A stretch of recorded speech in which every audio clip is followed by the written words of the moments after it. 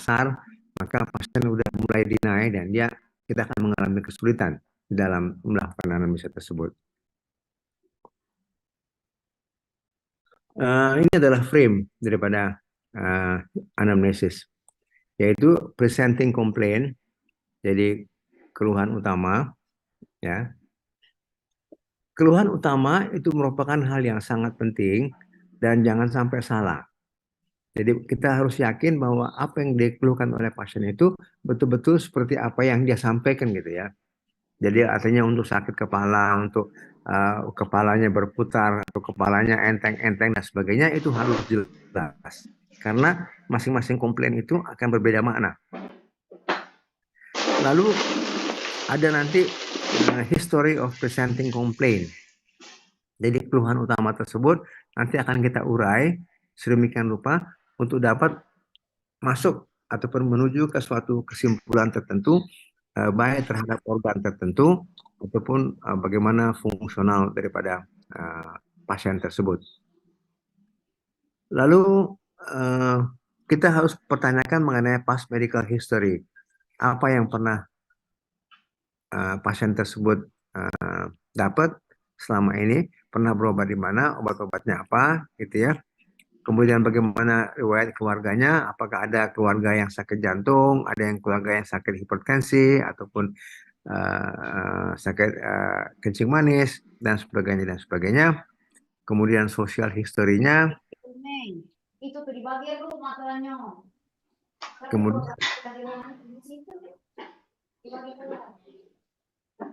Kemudian systemic inquiry, sistem, jadi artinya mulai kepala, kemudian leher, toraks, dada, perut, itu kita tanya satu persatu supaya sistematis kita nggak kehilangan data, ya.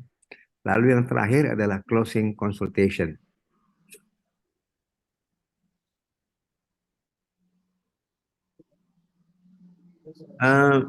Di dalam melaksanakan anamnesis tersebut, Anda harus mempunyai sikap yang baik ya, sikap yang baik ataupun sikap bagaimana sioganya seorang dokter itu melakukan pemeriksaan ataupun pertanyaan itu sedemikian rupa gitu ya. Nanti mungkin kalau kita bisa ketemu nanti di lapangan, apa yang saya sampaikan hari ini itu betul-betul akan Anda alami di lapangan. Jadi kita bukan cuma juru tulis ya, bukan hanya ngumpulin keluhan, ininya apa, enggak, tetapi kita membuat pertanyaan yang sehubungan dengan keluhan tersebut, ya, yang kira-kira mempunyai hubungan dengan kondisi-kondisi perubahan patofisiologi. Sebelum saya lanjut, saya ingatkan kepada saudara-saudara sekalian bahwa keluhan utama itu merupakan sesuatu keluhan yang terjadi oleh karena adanya perubahan suatu sistem ataupun pathophysiological problem ataupun adanya suatu kondisi homeostasis. Jadi kalau misalnya ada orang mengalami infeksi, maka pada kondisi infeksi yang terjadi adalah inflamasi dan seterusnya yang akan menimbulkan demam. Oleh karena itu, kalau dia bilang demam, kita mempunyai pikiran bahwa ini ada proses inflamasi ataupun infeksi. Atau misalnya dia sesak. Sesak itu berhubungan dengan oksigen. Jadi kalau ada cerita tentang sesak, maka pertama kita lihat sumber oksigen, lalu oksigen itu diambil dari dunia luar itu dengan apa? Melalui apa? Melalui pernafasan, melalui hidung, melalui bronchus, alveoli, atau kemudian nanti sirkulasi yang akan membawa oksigen ke seluruh tubuh, atau nanti mungkin transportasinya atau orangnya anemi sehingga dia nggak mampu mengikat oksigen, itu semua bisa menimbulkan sesak. Jadi sekali lagi kita bukan hanya mengumpulkan keluhan. Ya, jadi sekali lagi saya ingatin bahwa setiap ada chief complaint kita langsung kembali kepada kira-kira kondisi apa yang menimbulkan keluhan tersebut. Ya, jadi memang membutuhkan keahlian untuk dapat mengambil makna dari riwayat tersebut. Nah, kemudian eh, sering kita ketemukan, apalagi sekarang ya, sekarang dokter itu biasanya udah, pasien itu udah keliling-keliling ya, dia berobat tuh udah keliling-keliling, udah ke dokter A, ke dokter B, ke dokter C, ada yang bilang dia sakit jantung, ada yang bilang dia sakit lambung, dan seterusnya, dan seterusnya. Pada saat dia berobat ke kita, dia bilang begini, dok, saya sakit jantung. Nah, kita nggak mau ini. Kita nggak mau keluhannya seperti ini. Kita maunya secara precise, apa sebetulnya yang membawa dia ke dokter. Nah, pasien-pasien seperti ini biasanya dia ingin ingin melakukan semacam apa semacam stimulasi diskusi ya. Dia mau langsung stressing bahwa dia sakit jantung gitu. Nah, hal-hal yang seperti ini itu jangan dikritik. Kita dengerin aja, oh sakit jantung. Siapa yang bilang ibu sakit jantung? Dokter A. Kenapa ibu sampai berobat ke dokter A? Baru dia keluar bahwa dia sebetulnya uh, apa namanya ada keluhan sesak. Jadi yang paling pangkal keluhan tersebut Anda harus tangkap. Jangan sampai itu lolos. Dan jangan jangan kita langsung uh, apa tolak ataupun reject pasien itu dengan keluhan tersebut, tapi kita upayakan untuk menarik mundur sedemikian rupa sehingga kita dapat keluhan yang sesungguhnya gitu. Kadang-kadang respon pasien itu kita frustrasi ya, apalagi ada orang yang waktu datang permulaan tadi sama kita tuh udah nggak suka dia sebetulnya. Dia ngeliat tampilan dokter tuh dia udah nggak tertarik. Nah itu mulai mulai pening gitu. Dia akan puter-puter, nolak, tidak, ada ini nggak, tidak, pernah ini nggak, tidak. Jadi itu kalau kita nggak sabar, dokternya bisa frustrasi. Nah, tapi dalam hal yang seperti ini, itu adalah bagian daripada behave kita, dan kita harus tetap empati kepada pasien, berusaha tetap menarik uh, simpatinya untuk bisa berkomunikasi ataupun compliance. Kita harus bantu pasien di dalam pikiran dan bimbing untuk menjelaskan hal yang dia keluhkan tersebut. Jadi kita bantu, kita support sampailah bahwa keluhan itu menjadi clear ya.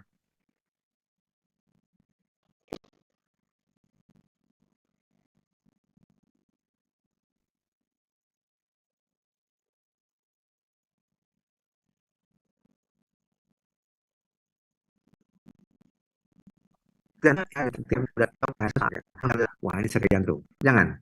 Anda betul-betul urai sesak ini kira-kira yang mana di antara oksigen, saluran nafas, kemudian jantung, anemi, sistemik dan sebagainya dan sebagainya.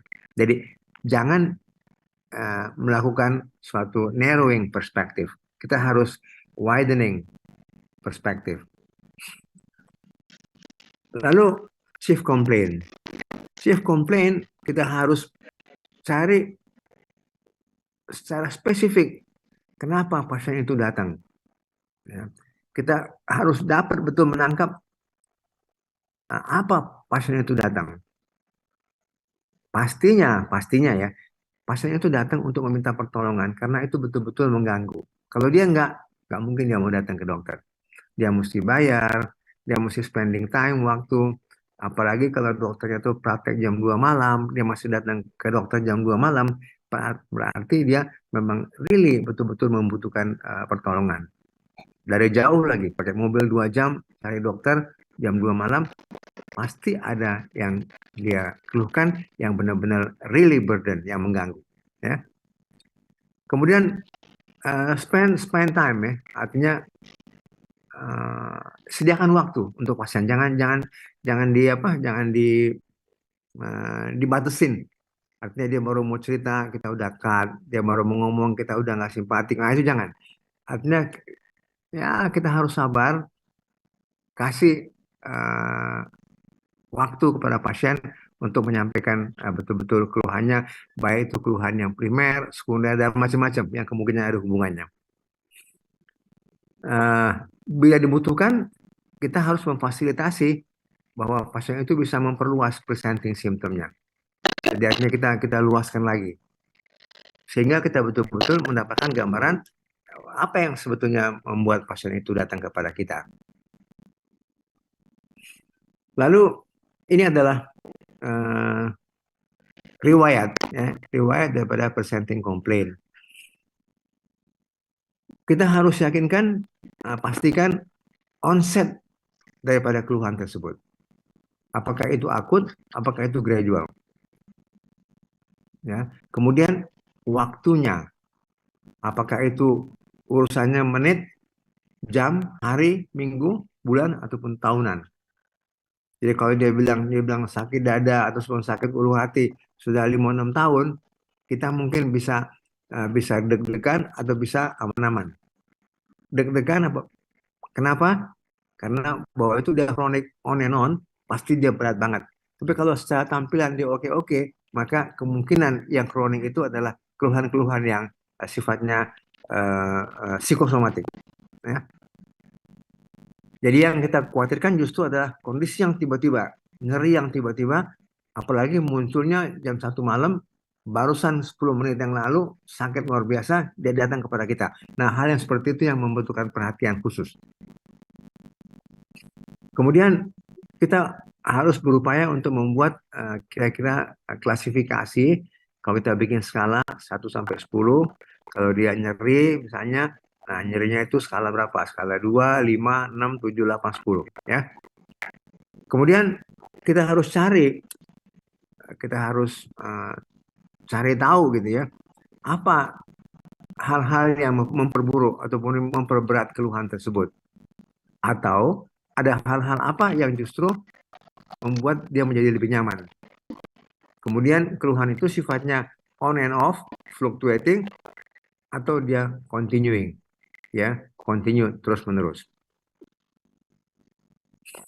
Kemudian hal-hal yang relieving, yang faktor-faktor yang menghilangkan keluhan tersebut, adakah sesuatu yang membuat dia begitu, misalnya dia duduk istirahat, keluhannya langsung hilang, atau dia makan obat tertentu yang misalnya obat di bawah lidah nitrat, itu dadanya langsung nyaman. Itu berarti dia ada kemungkinan koroner.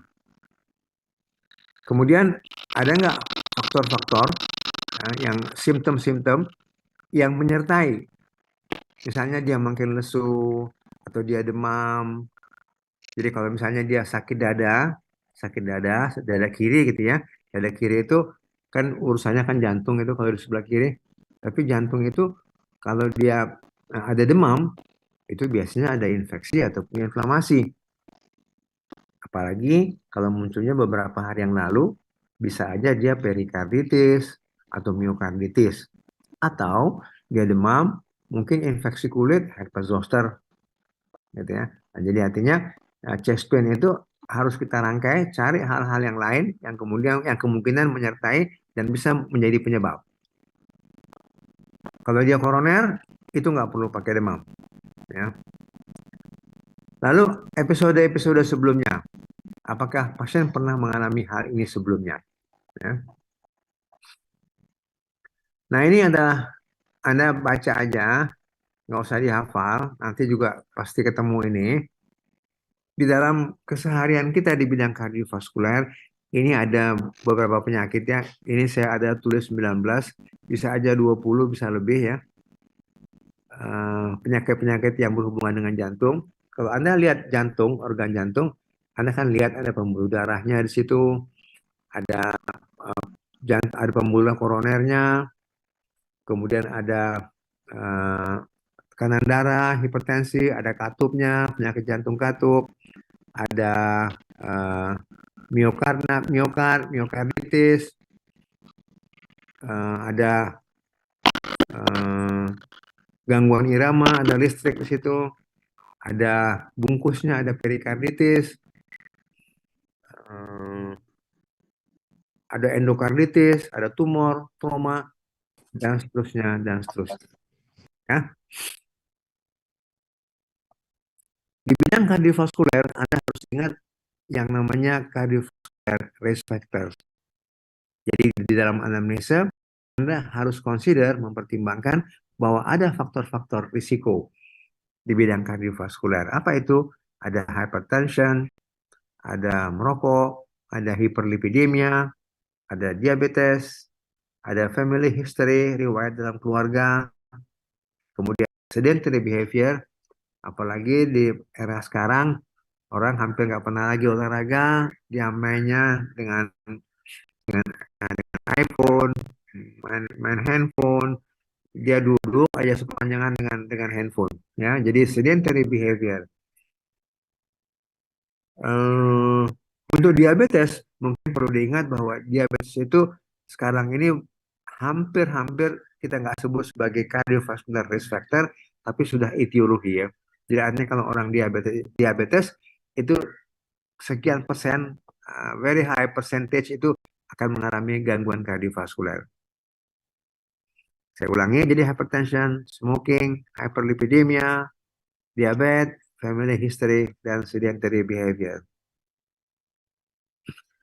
Apa simptom di bidang kardiovaskuler? Kita ada ini, Anda jangan jangan apa jangan jangan salah ini ya, dan jangan lupa ini. Ini saya anggap penting banget ya. Anda sudah punya apa catatan ini, sudah punya IT, tapi bila perlu Anda tulis lagi mengenai simptom kardiovaskuler ini. Mulai dari nyeri sampai yang paling bawah itu anoreksia, nausea, vomiting. Ya. Jadi kalau kita urai lagi, nyeri, ada sesak. Sesak itu ada macam-macam. Sesak yang terjadi oleh karena dia beraktivitas. Nanti ada yang aktivitasnya ringan, ada yang aktivitasnya berat, ya. Ada lagi yang hanya muncul malam hari mendadak, tiba-tiba terbangun sesak, yang kita sebut dengan paroxysmal nocturnal dyspnea, ataupun sesak yang sedemikian hebat, dia harus duduk untuk tidak sesak. Ya, jadi artinya ada tiga klasifikasi dyspnea. Yang paling ringan adalah dyspnea de effort, kemudian yang tengah-tengah paroxysmal nocturnal dyspnea, dan yang paling berat adalah ortopnea. Lalu batuk darah, berdebar-debar, sinkope, palpitasi, sinkope, ada edema, ada kelelahan, ada cyanosis, kemudian anoreksia, nausea, vomiting. Nah, untuk menjelaskan simptom kardiovaskuler ini adalah cerita mengenai basic patofisiologi daripada simptom. Ya. Jadi yang tadi mulai dari chest pain sampai ke anoreksia, nausea, vomiting. Saya punya skema sebetulnya. Anda juga pasti sudah ada itu lingkaran-lingkaran 4, bola-bola 4 saya sebut. Bola-bola 4 yang paling kiri itu ada atrium kanan, ventricle kanan, masuk ke paru-paru, ada bilik kiri, ada atrium kiri, serambi kiri, ada bilik kiri, kemudian aorta. Itu bola-bola 4 yang harus Anda kuasai benar, karena gambar bola-bola itu akan dapat menjelaskan bagaimana simptom-simptom itu dapat terjadi. Ya. Kalau kita lihat kenaikan tekanan vena pulmonalis. Kalau kita lihat di dalam bola-bola 4 itu, kan Anda punya itu IT-nya, bola-bola 4. Sebelum bilik kiri, ada atrium kiri, kemudian ada vena pulmonalis. Jadi vena pulmonalis adalah pembuluh darah bersih yang membawa darah dari paru-paru ke atrium kiri. Apabila ada kenaikan tekanan di vena pulmonalis, maka tekanan tersebut akan diteruskan ke paru-paru, yang bisa menimbulkan kongesti ataupun adanya bendungan di paru-paru, ada kemungkinan kenaikan tekanan di paru-paru, di kapiler paru dia pecah, alveoli terisi cairan, sehingga muncullah keluhan dyspnea, ortopnea, batuk, even hemoptisis, batuk darah. Sekali lagi, ya, adanya kenaikan tekanan vena pulmonalis dapat menimbulkan terjadinya dyspnea, ortopnea, batuk, dan hemoptisis.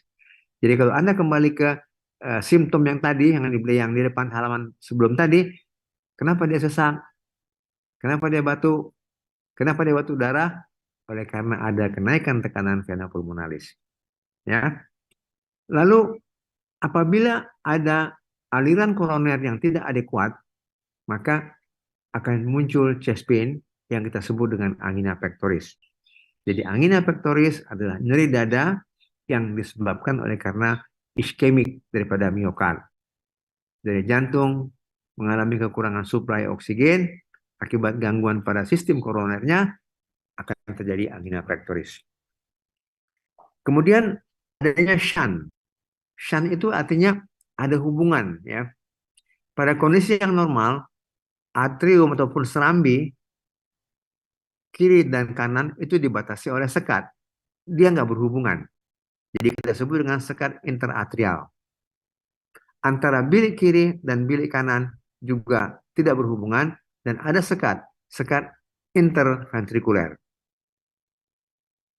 Pada keadaan tertentu, pada gangguan ataupun penyakit jantung kongenital, maka bisa terjadi adanya hubungan antara serambi kiri dan serambi.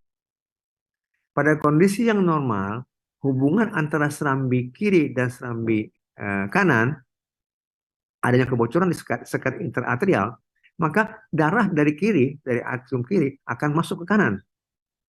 Nah, pada kondisi yang seperti ini, itu darah bersih masuk ke kanan tidak memberikan dampak apa-apa. Artinya, karena oksigenasi di jaringan tetap ada. Akan tetapi, suatu saat nanti, apabila tekanan di atrium kanan itu meningkat sedemikian rupa, karena ini berlangsung terus-menerus, volumenya gede, tekanannya tinggi, maka bisa saja darah itu mengalir dari atrium kanan balik ke kiri. Nah, pada kondisi yang seperti ini, kandungan hemoglobin CO yang ada di sistem darah kotor itu akan masuk ke serambi kiri. Pada kondisi inilah akan terjadi sianusis. Ya. Kalau sudah seperti ini, akan muncul sianusis, sesak nafas juga. Dia akan selalu berusaha melakukan squatting. Squatting itu duduk berjongkok gitu ya, supaya darah itu jangan masuk banyak ke jantung. Dan kalau dia dalam kondisi yang berat, dia bisa sinkope juga karena oksigennya kurang. Ya, jadi shunt ya. Kemudian ada istilah gagal jantung kongesti. Gagal jantung kongesti. Kalau Anda lihat kembali lagi sketch di bola-bola 4 tadi, apabila bola-bola yang paling kanan yaitu bilik kiri mengalami gangguan fungsi pompa, maka tekanan di darah itu di bilik kiri akan sangat tinggi. Kalau tekanan di bilik kiri itu tinggi, maka tekanan di atrium kiri pun akan tinggi. Karena pada kondisi yang normal, pengisian ventrikel kiri itu dari atrium kiri itu nggak pakai tekanan. Begitu atrium kiri itu penuh terisi darah, dia secara pasif membuka katup mitral, darah langsung masuk ke bilik kiri. Itu normal. Oleh karena itu, di atrium kiri tidak pernah ada tekanan yang tinggi.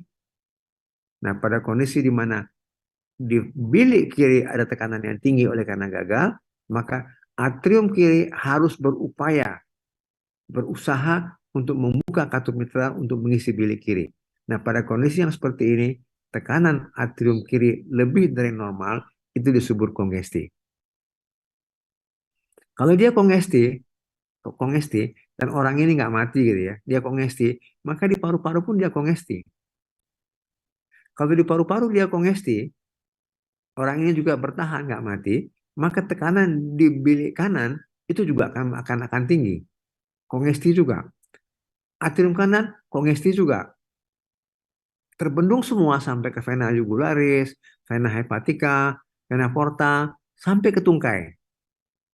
Oleh karena itu, istilah gagal jantung kongesti itu untuk menjelaskan sign yang muncul berupa kongesti paru, kenaikan tekanan vena jugularis, kenaikan tekanan di vena porta, hepatomegali, dan edema tungkai. Nah, tadi kan kita bilang, kenapa terjadi kongesti? Oleh karena bilik kirinya tidak kuat. Bilik kiri nggak kuat, itu namanya heart failure. Kalau kita bicara mengenai heart failure, apa makna daripada heart failure? Jumlah darah yang keluar ataupun cardiac output ataupun curah jantung itu rendah. Jadi sebetulnya orang yang heart failure itu selain outputnya rendah akan memberikan sign kongesti. dalam bentuk produk, output, cardiac output, maka kita bicara mengenai oksigen di situ. Oksigen ke periferi itu rendah. Oleh karena itu, simptom yang muncul akibat oksigen yang rendah, Anda boleh sebut. Mau sesak nafas, mau sakit kepala, mau lemes, dan seterusnya, dan seterusnya. Mungkin sekarang ada di situ yang lagi nguap, nah itu antara lain karena kurang oksigen juga mungkin. Itu oleh karena curah jantung yang rendah. Kemudian yang terakhir, gangguan irama. Jantung itu pada kondisi yang normal, listrik datang dari S anode. S anode memberikan impuls listrik yang beraturan sehingga Anda mendengar suara jantung itu loop, loop, loop, loop, loop, loop dalam kondisi yang beraturan dengan frekuensi yang cukup di antara 60 sampai 80, 90. Tapi kalau dia jantung itu nggak normal, iramanya, maka pasien akan merasakan bahwa dadanya itu berdebar ya, palpitasinya. Kalau jantung itu iramanya pelan-pelan banget ya, di bawah 40, 30 misalnya, maka cardiac output, curah jantung ke otak itu akan kurang. Dia sinkope. Ya. Ataupun dia cepat sekali, maka curah jantung pun nggak maksimal. Ya. Maka juga akan terjadi sinkope. Ya. Jadi sekali lagi, basic pathophysiology of symptom ini, tolong Anda pelajari benar dengan baik, kemudian kaitkan dengan keluhan yang tadi sebelumnya, mulai dari chest pain sampai anoreksia, nausea, vomiting. Ya. Kenapa terjadi anoreksia, nausea, vomiting? Oleh karena ada kongesti di hati. Kalau hati itu kongesti, hati akan gede banget. Kalau hatinya gede banget, maka lambung itu akan ketekan. Kalau lambung ketekan, maka orang itu pasti nggak bisa makan ya. Dan hilang selera makannya. Even dia mual dan muntah. Jadi keluhan, kalau ada pasien datang ke dokter bilang epigastric discomfort, lambungnya nggak enak, hati-hati, bukan urusan lambung, tapi adalah kongesti yang terjadi oleh karena gagal jantung. Jangan lupa itu ya. Dan nanti akan Anda ketemukan banyak sekali pasien-pasien itu yang karena udah pintar sekarang, mereka begitu merasa ulu hatinya nggak enak, dia langsung ke dokter gastro karena dia yakin bahwa dia sakit mah. Di sana kan karena dokternya internis, dia tahu ini bukan sakit mah, tapi ini kongesti. Heparnya teraba, apalagi ada edema tungkai, langsung kelihatan bahwa dia kongesti. Ya, sampai sini ada yang komen nggak ya dari partisipan ini, dari mahasiswa? Eh, kalau kalau nggak ada saya lanjut ya. Kalau nggak ada,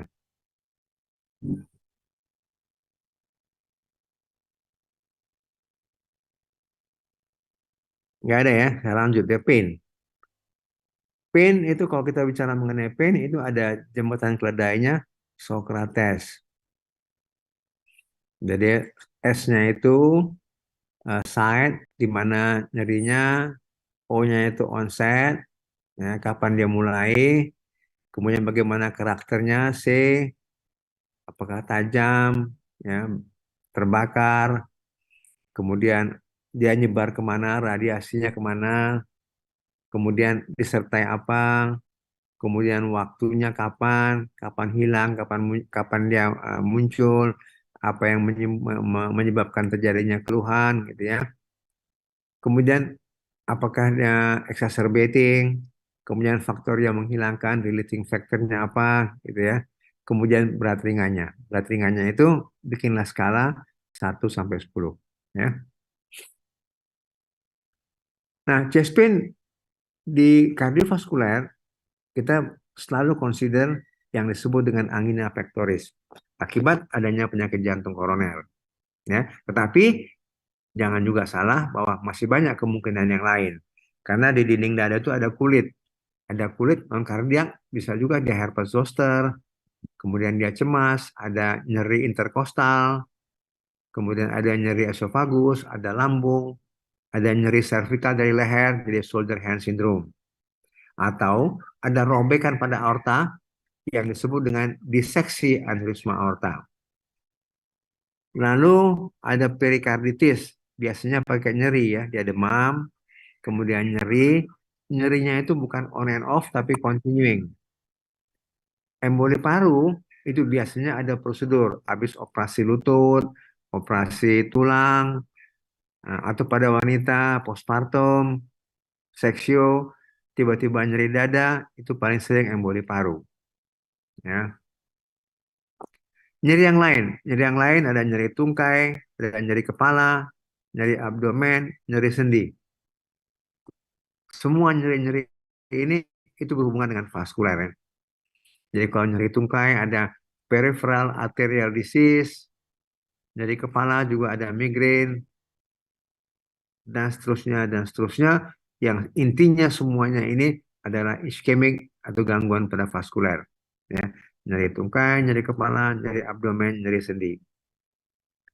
Lalu dyspnea. Tadi saya sudah sebut dyspnea, ada klasifikasi dyspnea yang paling ringan, dyspnea pada saat latihan yang kita sebut dengan dyspnea de effort, terjadi oleh karena gagal jantung kongestif atau gangguan paru ataupun iskemia. Jadi kalau dia iskemia itu misalnya dia lari, begitu lari kebutuhan oksigen nggak terpenuhi, dia langsung bentuknya langsung jantung itu capek ya, langsung sesat ya. Selain nyeri ya. Kemudian ada dyspnea dan wheezing yang mengik. Kalau dia dyspnea itu sudah berlangsung lama, maka consider pertimbangkan bahwa itu adalah asma. Ya. Lalu ortopnea, nah, yang saya katakan tadi bahwa orang itu harus duduk untuk bisa bernafas. Kemudian yang terakhir, paroxysmal nocturnal dyspnea, itu adalah kondisi di mana pada malam hari, di mana darah balik itu banyak, dia dalam kondisi berbaring, jantung tidak mampu, dia banjir, timbullah sesak nafas yang mendadak. Dia harus duduk untuk menghilangkan sesak nafas tersebut. Dalam 10-20 menit, bendungannya hilang, nafasnya kembali normal. Lalu batuk. Batuk bisa batuk kering, bisa batuk yang non-produktif, kemudian pada edema paru, biasanya juga batuknya disertai dengan darah, ya frothy, ada warna-warna kayak karat. Jangan lupa kalau dia batuk, apalagi itu batuk kering ya, itu sering disebabkan oleh karena obat ACE inhibitor. Lalu palpitasi, palpitasi terjadi oleh karena di mana pasien itu merasain adanya denyut jantungnya yang adanya dadanya itu ada pukulan daripada apeks jantung ke dinding dada. Ya, itu palpitasi.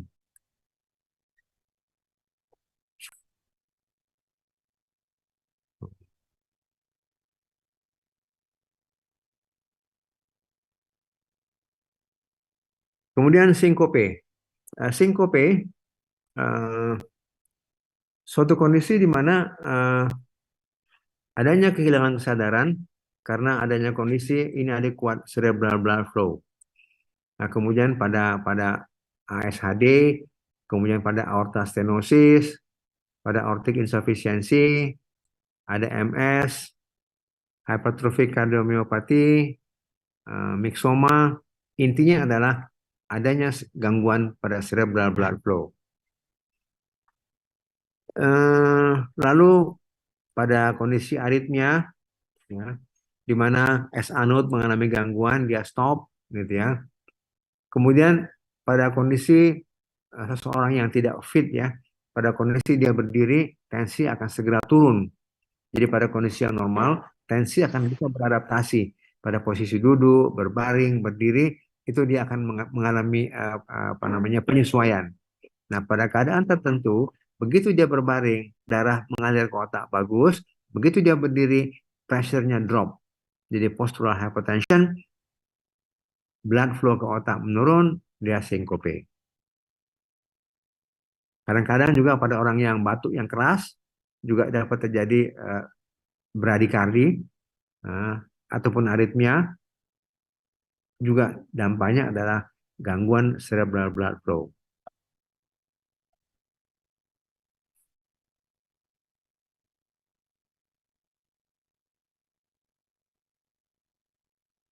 Mei, kenapa, kenapa nih nggak mau maju slide saya, Mei? Eh, Nah, nah, ini aku coba capek ini, Mei. Mungkin sampai sini aja kali ya. Atau memang yang mau nyambung kliknya. Nah, ini apa pakai yang meme ini ya. Nanti eh, di coba off dulu yang punya Pro kali. Nanti meme meme yang lanjutin untuk slide-nya.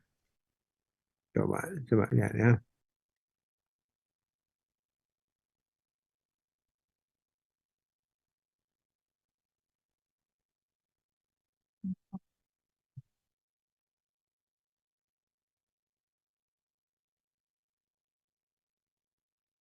Nah, sebentar, Mei. Mei siapin dulu ya. Udah, tinggal di off-kan aja share share screen-nya, Prof. Oh, ini kan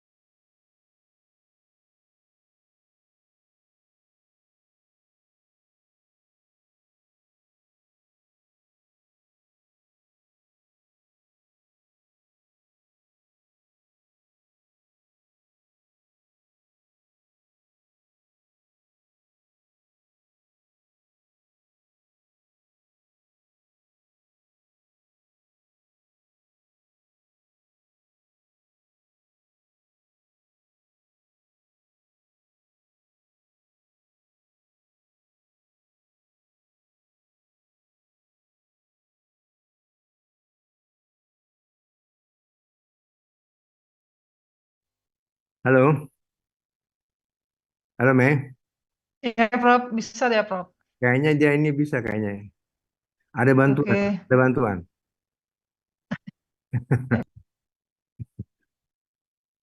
Nah, ini adalah ringkasan ya dari apa dari anamnesia tadi. Jadi mulai dari problem problem primer, kita mula-mula chief complaint, kemudian kita begitu ada chief complaint, kita langsung mempertimbangkan ada beberapa hal yang menjadi penyebab daripada komplain tersebut. Ada Lihatnya ada differential diagnosis, kemungkinan karena ini, karena ini, karena ini. Kemudian kita juga mempertimbangkan bahwa oke, organ yang terlibat adalah jantung atau paru dan sebagainya. Kemudian secara fungsional, apakah jantung itu berfungsi baik, normal, kompensasi ataupun gagal jantung. Kemudian kita bisa menentukan statusnya kardiovaskular itu stabil atau tidak. Lalu kita bisa tahu bagaimana riwayat pengobatan lampaunya. Lalu bagaimana ramalannya kira-kira? Nah, dari physical diagnosis tersebut, kita masih banyak hal yang kita belum bisa pastikan dan mungkin membutuhkan sarana penunjang. Mungkin perlu X-ray, perlu EKG, perlu CT scan dan sebagainya dan sebagainya. Itu yang kita sebut dengan pertanyaan yang belum terjawab, yang nanti akan dibantu oleh sarana penunjang. Ya. Kemudian eh, kita harus harus pinter ya nanti ya di dalam keseharian itu melihat bagaimana gejala itu sebagai diagnostik marker ya. Jadi kalau misalnya kita tuh bisa melakukan itu dengan baik ya, dengan baik, maka kita bisa saving ya. Karena pada saat ini adanya kecenderungan melakukan pemeriksaan penunjang itu secara masif. Jadi periksa ronsen, periksa EKG, periksa CT scan. Padahal sebetulnya kita nggak usah ngapa-ngapain, kita udah tahu penyakitnya apa gitu ya.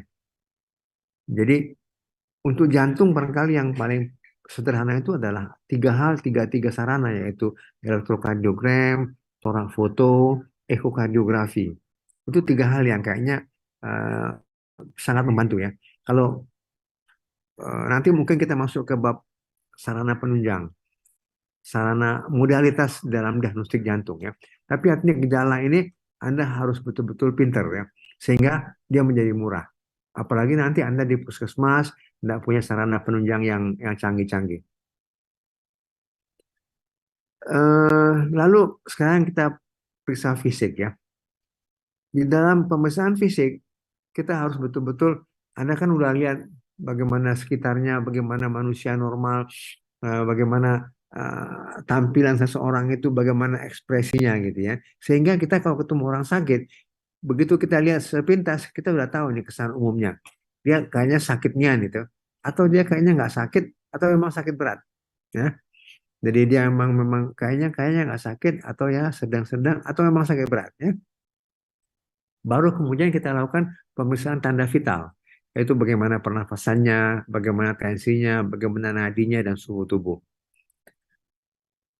Kemudian bagaimana postur ya. Postur seseorang itu juga akan memberikan gambaran. Kalau Anda lihat pada pasien-pasien dengan gangguan kongenital, itu ada pattern yang namanya gangguan mongolism. Jadi kalau dia alisnya itu jauh banget jaraknya, kemudian orangnya tinggi banget, orangnya tinggi jangkung, nggak sebanding bentuk tingginya itu, kemudian tangannya itu spider, jari-jarinya panjang banget, itu seperti Marfan syndrome.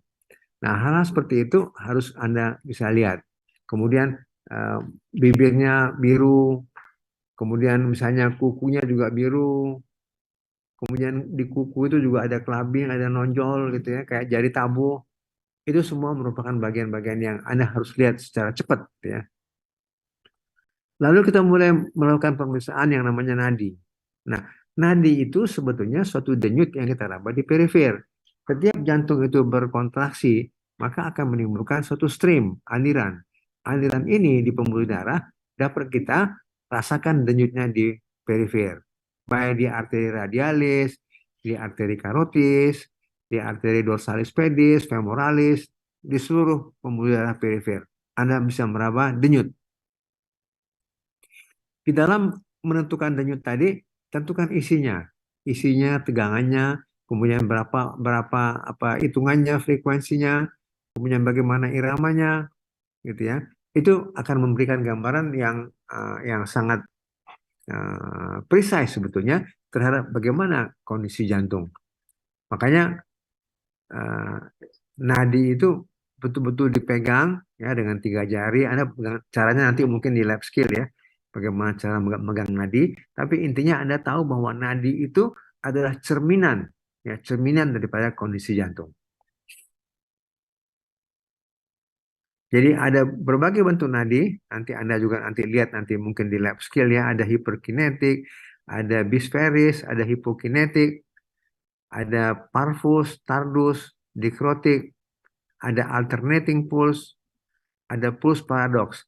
Ini mungkin saya agak susah bicara mengenai pulse paradox ini tanpa tanpa eh, pertemuan ya, dengan online begini mungkin takes time. Tapi nanti mungkin di skill lab ya kita bisa menjelaskan mengenai mana-mana daripada pulse-pulse ini ya. Prof, mohon maaf, videonya mohon diaktifin, Prof. Apanya? Videonya, gambar-gambar. Untuk gambar saya untuk apa? Untuk apa jelek? Mau? Boleh. Siap. Udah. Ya, Prof. Kasih, Prof. Siap. Oke. Nah, kemudian inspeksi dan palpasi prekordium. Ya, kita kalau begitu lihat bentuk dada, Anda tahu bahwa kalau ada perubahan jantung itu dari kecil, dari bayi, maka chest dada yang dalam bentuk tulang rawan, tulang yang masih muda, itu akan berubah. Jadi kalau jantung itu gede banget sedemikian rupa, maka chest itu akan berubah. Bisa menjadi menonjol atau bisa menjadi cekung banget. Gitu ya. Oleh karena itu, bentuk dada itu harus kita evaluasi. Kemudian pada dada, kita akan bisa melihat apakah ada pulsasi, ada aliran gelombang di dada itu yang menggambarkan bagaimana kondisi dinamik daripada jantung. Ya. Anda melihat jantung itu bergelombang, berarti jantung itu mengalami suatu kondisi entah itu katupnya buntu, entah katupnya bocor, sehingga ada heaving, ada gelombang di dinding dada yang terjadi oleh karena gerakan jantung yang hiperdinamik. Lalu Anda bisa meraba, meraba ada nyeri atau enggak gitu ya, ada nyeri. Kalau dia nyeri lokal, itu berarti kemungkinannya nyeri itu lokal dan tidak ada hubungan dengan jantung. Ya. Atau kita bisa meraba adanya thrill ya, thrill ataupun ictus. Apa itu thrill? Thrill adalah aliran yang turbulen, yang sedemikian keras, yang Anda bisa raba. Ya. Nah, thrill itu penting ya. Kalau Anda meraba thrill, thrill itu adalah suatu marker bahwa bising, bising itu udah lebih dari grade 3. Jadi udah grade 4. Jadi kalau ada meraba thrill, jangan sekali-kali Anda menyebut ada bising sistolik grade 3. Salah itu. Jadi kalau dia ada thrill, teraba thrill, ada deret, deret, deret, maka pasti bisingnya itu grade 4 ke atas. Ya. Lalu Anda bisa meraba iktus. Iktus itu pada kondisi yang normal itu nggak teraba loh. Kita nggak bisa meraba. Ada kalau kita betul-betul pasien itu diposisikan, dibelokin ke kiri, dimiringin ke kiri, kita bisa merasa pukulan apex jantung itu ke dinding dada. Kemudian di dalam melakukan inspeksi, upayakan berbagai-bagai posisi ya.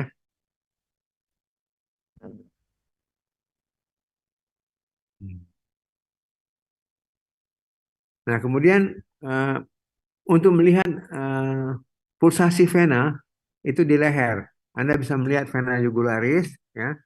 Nanti kita coba lihat nanti mungkin di lab skill juga ya untuk bagaimana mengukur tekanan vena jugularis. Nah, mungkin agak susah saya untuk menyampaikannya secara online, tapi intinya bahwa konsep daripada pengukuran vena jugularis itu adalah konsep bejana berhubungan. Antara mana bejana berhubungan itu? Antara vena jugularis dengan atrium kanan. Jadi pada kondisi yang normal, tekanan di atrium kanan itu yang uh, minus 5 minus 2 gitu ya. Jadi dia harusnya kalau dia di setinggi manubrium sterni itu 5 plus 5 cm air. Jadi normalnya itu kita nggak melihat pulsasi di leher. Kalau ada pulsasi di leher, ada bendungan di leher, itu berarti tekanannya sudah 5 plus. Ya nanti mungkin lab skill nanti kita bisa ceritakan mengenai vena jugularis. Nah, ini mengenai auskultasi. Auskultasi ini bagian yang kadang-kadang mahasiswa juga suka suka males, artinya banyak banyak takutnya daripada senangnya gitu ya. Jadi Anda punya dua permukaan daripada stetoskop. Yang pertama yang bulat agak ada cekungannya itu bel. Satu lagi ada yang tipis, ada membrannya itu namanya diafragma. Ya. Nah, alat ini bel itu tujuannya adalah untuk mendengar suara-suara yang nadanya rendah. Dengan adanya bel, maka suara akan terkumpul ya, kecorong dari area yang luas menyempit sehingga suara menjadi lebih jelas. Di dalam menggunakan stetoskop bel, jangan melakukan pressure yang terlalu keras ke dinding dada. Jadi hanya ditempel asal nempel aja, maka Anda bisa mendengar suara rendah. Biasanya pada suara-suara diastolic murmur pada mitral stenosis ya. Rrrt, rrrt, rrrt. Kalau Anda tekan dengan bel dengan kuat, maka rrrt itu hilang ya. Nah, sementara untuk diafragma itu suara-suara yang high pitch, yang nah itu ya, itu pakai pakai pakai membran.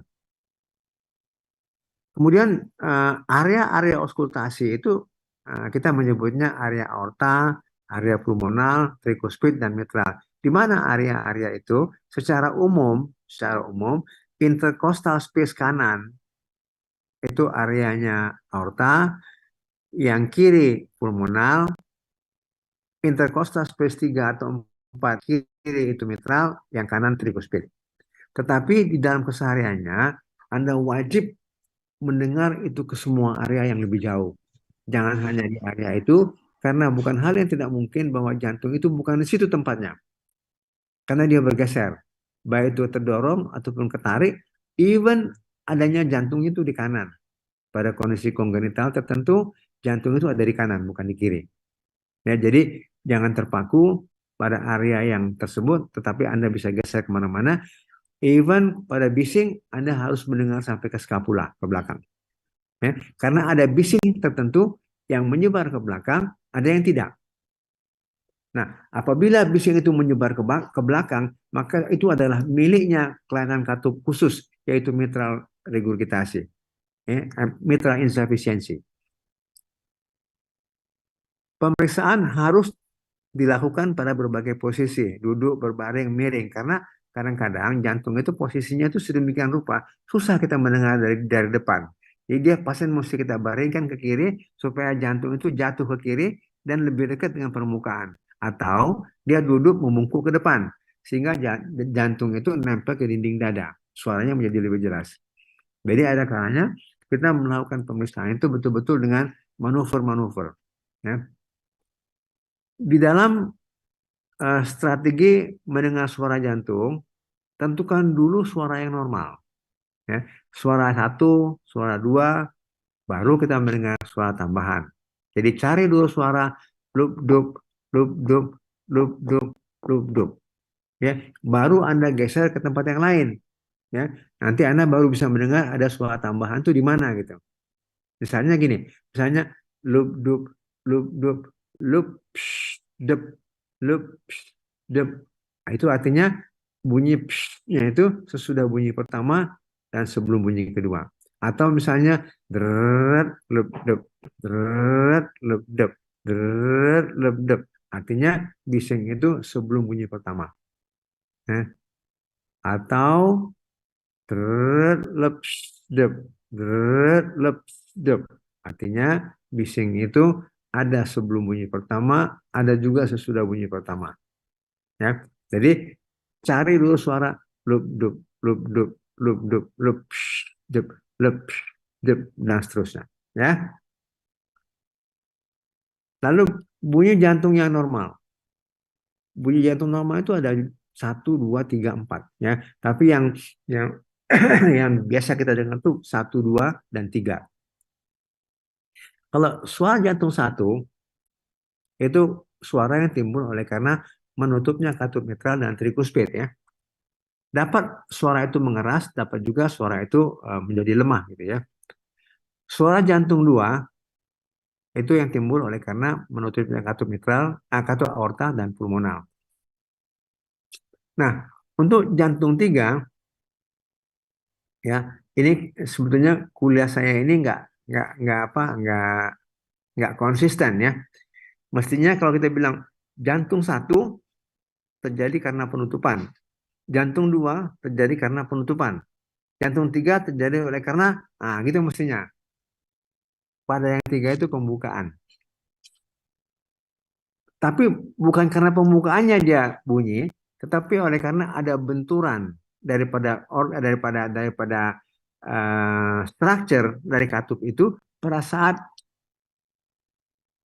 terbuka, pada saat katup mitral terbuka. Ya, tadi yang pertama katup menutup, yang kedua pulmonal aorta menutup. Nah, yang ketiga ini mitral itu struktur daripada katup itu, horde dan sebagainya itu ada vibration pada saat terbuka. Ya, pada saat terbuka. Nah, kenapa terjadi bunyi jantung tiga? Terjadinya bunyi jantung tiga itu oleh karena adanya tekanan yang tinggi di dalam bilik kiri pada saat katup mitral itu dibuka. Oleh karena itu, bunyi jantung tiga itu kita anggap normal, ya, pada orang muda. Kenapa pada orang muda? Karena pada orang muda itu sering terjadi tahikardi, atau anak-anak, atau orang habis berlari. Apa yang terjadi pada kondisi berlari ataupun cepat, jantungnya cepat? Pengosongan bilik kiri itu tidak maksimal. Jadi bilik itu tidak dalam kondisi kosong benar pada akhir sistole. Apa yang terjadi? Di bilik kiri itu pada fase diastole ada tekanan di situ. Ya, jadi pada kondisi yang normal seperti yang saya katakan pada awal tadi, pengisian bilik kiri oleh atrium itu nggak pakai tekanan. Begitu atrium kiri itu penuh, dia langsung membuka mitral, dengan gampangnya darah akan masuk ke bilik kiri. Tetapi manakala di bilik kiri itu ada tekanan, oleh karena ada sisa darah di situ, maka tekanan di bilik kiri itu tinggi. Maka waktu mitral dibuka, dia akan terbanting, bergetar, strukturnya itu pada saat terbuka. Itulah yang menimbulkan bunyi ketiga. Tetapi ini kita sebut sebagai suara jantung tiga yang fisiologis. Ya, jadi kita sebut sebagai jantung tiga yang fisiologis. Jantung empat sama, yaitu pada saat katup mitral itu mau menutup. Waktu dia mau menutup, volume atrium itu besar, tekanan di atrium juga besar, maka dia bergetar sebelum terjadi bunyi pertama. Kalau dia menutup benar, itu bunyi pertama. Tapi on the way, pada saat dia menuju ke penutupan katup, dia bergetar duluan. Karena itu bunyi dulu dia, kletek baru loop. Ya, kletek loop. Ya. Lain dengan mitral. Nah, yang lain S3. S3 pada saat dia menuju terbuka. Kalau S4 pada saat dia menuju tertutup. Nanti skill lab ya. Lalu bunyi jantung tambahan. Kita kenal ada irama galop S3 ataupun irama galop S4. Nah, sama yang tadi S3 atau S4, tetapi apa? Tetapi kondisi ini menetap. Kalau S3 yang tadi normal, itu kalau dia udah nggak lari lagi, jantungnya nggak cepat lagi, maka S3 itu hilang. Nah, pada kondisi gagal jantung, tekanan di bilik kiri itu selalu tinggi dia, karena dia gagal. Jadi bilik itu nggak pernah kosong habis gitu. Selalu ada sisanya tertinggal di dalam itu. Oleh karena itu tekanan di bilik kiri itu selalu tinggi. Maka akan terjadi suara suara derap ya. Ya. Eh, jadi akan muncul suara derap kayak kayak derap kuda gitu ya. Jadi jadi bukan letep, lep lep lep lep lep lep lep lep lep. Saya nggak bisa bunyi ini, saya nggak punya speaker di sini ya. Jadi tetet tetet tetet tiga, suara tiga ya. Kenapa? Karena pada saat mitral dibuka, katup mitral bergetar akibat tekanan di bilik kiri yang tinggi. Ya. S4 sama, pada saat katup menutup, belum sampai menutup terjadi bunyi S4. Nah, yang lain adanya itu yang disebut dengan ejection click ya, pada AS ataupun mitral valve prolapse. Yang paling sering Anda dengar adalah pada mitral valve prolapse. Jadi normal jantung itu klepnya nutup gini. Loop, loop, loop, loop. Ini bagus kayak gini dia. Loop. Pada kondisi prolapse, waktu dia begini, ada bagian klep yang melenting ya, melenting gini karena dia nggak kuat. Waktu dia begini, ini pasti bocor nanti. Apa yang terjadi? Jadi dia akan suara loop, kemudian dia melentik, kletek, bocor. Loop, kletek, cii. Loop, kletek, cii. Loop, kletek, cit. Nah, itu suaranya seperti seagull murmur, seperti burung camar di pinggir laut. Kalau Anda mendengar suara lup ketek cit, lup ketek cit, nah itu mitral valve prolapse. Ya. Lalu splitting second sound. Pada kondisi yang normal kan katup itu sekali bunyi kan dua katup sebetulnya. Tapi karena dia serentak, jadi yang terdengar satu suara. Jadi lup lup lup lup lup lup. Apabila ada di pulmonal dia menutupnya lebih lama oleh karena volume di bilik kanan itu lebih banyak daripada normal, maka menutupnya katup pulmonal itu lebih lama dibandingkan dengan ventrikel kiri dengan aorta. Maka yang terjadi adalah loop trep loop trep loop trep. Nah, lain dengan galop. Loop jadi loop tetap itu galop. Loop tetap. Kalau ini loop trep. Jadi dia splitting. Nah, saya nggak lihat saudara-saudara sekalian kalau ada yang kurus di situ, yang dadanya tipis gitu ya. Nah, kalau kita bilang ceking gitu ya, itu boleh dipakai untuk auskultasi. Suruh dia nafas panjang-panjang dalam-dalam. Anda dengar, biasanya pada kondisi nafas yang dalam, maka volume darah yang masuk ke bilik kanan itu menjadi tinggi. Sehingga pengosongan bilik kanan itu lebih lama.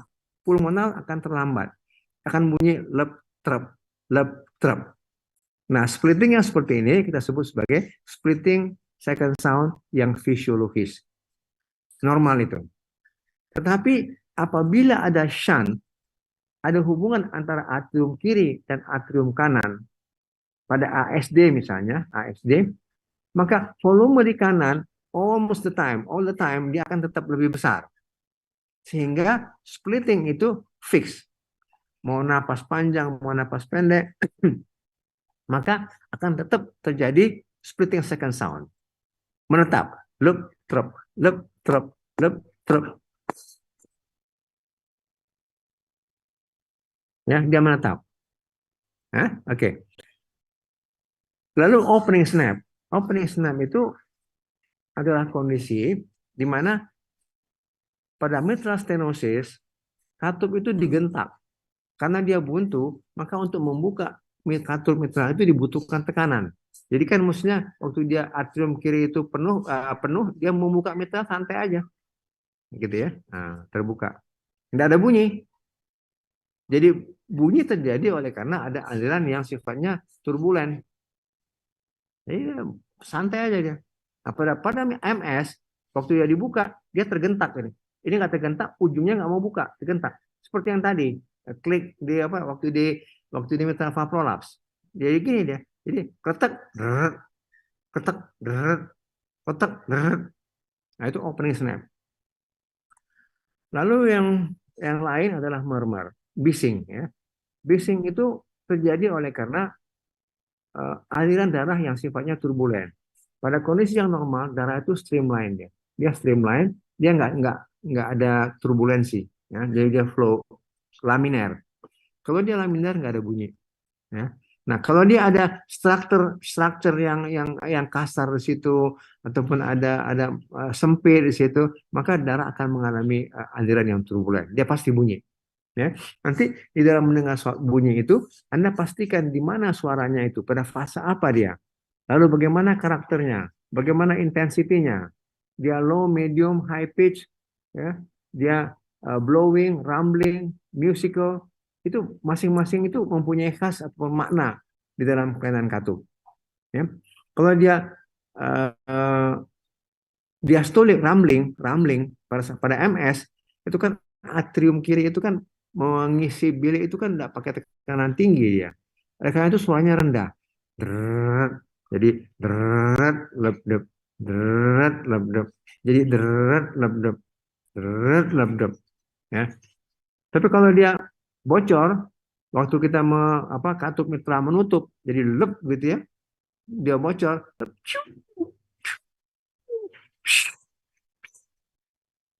Nah, itu dia blowing.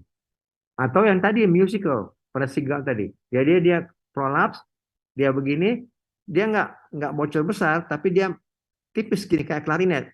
Jadi tutup, nah itu musical. Tapi kalau dia diastolik murmur pada MS, dia rumbling, deret, deret, deret, ya.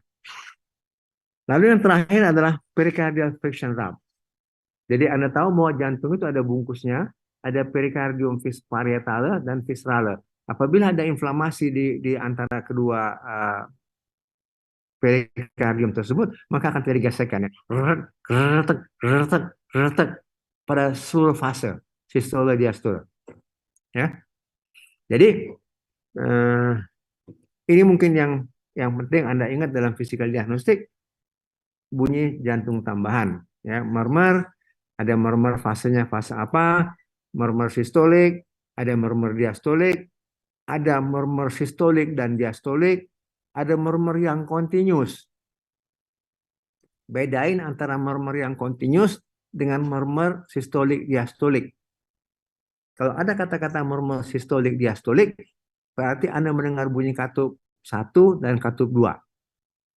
Bunyi bising terjadi di antaranya. Misalnya begini. Deret, lep, dep. Artinya deret sebelum lep, kemudian sesudah dep. Artinya diastolik murmur, sistolik murmur. Ya, deret, lep, dep. Deret, lep, dep. Itu namanya sistolik diastolik. Tapi kalau dia itu artinya continuous. Anda nggak mendengar ada loop-loopnya nggak ada, tapi dia nah itu continuous. Biasanya continuous itu adalah adanya hubungan antara dua tube, dua pipa ya, pada PDA, patent ductus arteriosus. Jadi ada hubungan antara pulmonary artery dengan aorta sehingga darah itu pada saat sistole diastole langsung lari ke pulmonal. Itu continuous. Jadi bedanya antara continuous dengan sistolik diastolik, Anda masih bisa mendengar suara katup. Pada sistolik diastolik, pada continuous nggak ada suara katup. Saya kira habis ya. Habis ya, Meh? Ada yang mau tanya nggak ya?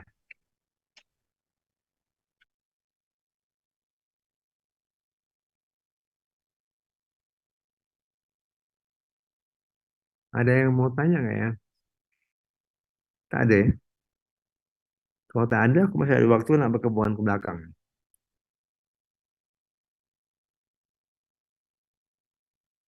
Ada yang mau tanya?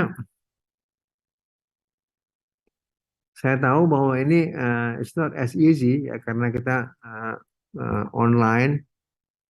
Saya nggak bisa melihat Anda karena saya nggak bisa lihat ya. Nggak ada gambarnya mereka di sini, Maya. Semua gambarnya gambar anu semua ini, nggak ada gambar. Mungkin mereka, ini ada nih, ada Adilan, ada Adilah Nur Syifa. Wah, ini ada Sheila. Ada siapa lagi? Ada Nadia. Tapi cuman ujung matanya kayak cuman. Ini ada Denny. Ini ada, wah ini ada Fazila. Mutia. Ada pertanyaan Fazila? Belum. Belum baca. Kalau pintar kayak baru bernanya. Dia nguji. Ki Agus Muhammad Ramadan. Woi, nah dengan lagi ulang tahun Bapak ini. Mana lagi? Ada lagi yang mau tanya?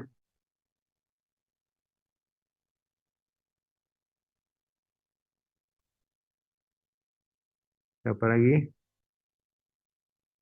Davin. Siti Hajar. Siti Hajar ini tidak ada orangnya. Datu. Ini laki atau perempuan ya? Rih, Datu laki atau perempuan? Perempuan dok. Ya, saya cuma lihat matanya. Mana tahu saya rambutnya pendek bro. Soalnya nggak ada Nur Ali Sayang apa yang laki. Cuma siapa tahu, siapa tahu. Ada lagi yang lain? Ada yang mau tanya nggak ya? Karika Kayira Safa. Muhammad Raihan, cuman apa ini? Aduh, kamu gak Muhammad Raihan. Aduh, dari jauh main ke mikro. Gambarnya kayak mikro. Saya mesti pakai mikroskop ini. Ada lagi yang mau tanya? Kalau nggak ada, mungkin saya close ya. Memang mau tanya? Enggak, Prof. Makasih. Nggak ada. Jadi kita akhiri. Gimana? Kita akhiri atau yakin nggak ada yang mau tanya? Nggak ada ya? Oke.